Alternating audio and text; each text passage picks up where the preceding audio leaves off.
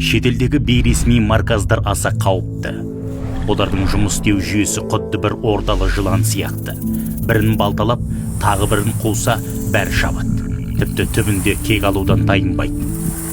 Таяу шығыстағы экстремистік ағымдар да, Ұлы Тұран идеясын қолдайтын түркиялық жамағаттар да медресе атын жамылған.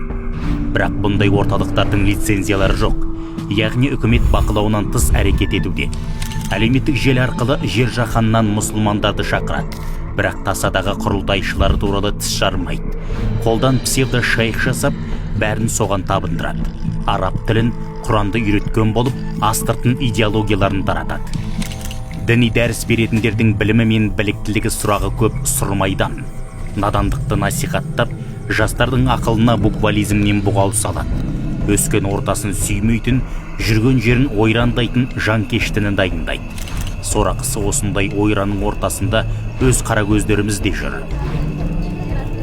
Ата-аналардың бірі дінді тегін үйретеміз деген жарнамаға алданған. Енді бірі марказдардың заңсыз екенін біле тұра, мектеп жасындағы баласын жаттың қолына тапсырған.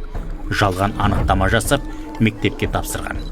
Бұлар зайырлы қоғам құндылығынан безген деструктивті діни ағым өкілдері. Өкілетті органдар саналы түрде заң бұзғандарды жіпке тізіп, айыппұл салып жатыр. Бұндай сорақылық қайталанатын болса, ата-ана құқығынан айырылатын болады. Дін атын жамылып, жан дүниеңізді бауырауға тырысатын ордалы жылан отбасыңызды ойрандамасын десеңіз, балаңыздың діни білім алуына аса сақтықпен қарағаныңыз абзал. Өз елімізде де діни білімнің барлық сатысын толыққанды беретін білім ордалары жетерлік. Медреседен бастап университетке дейін ынталы жасқа есік айқара ашық.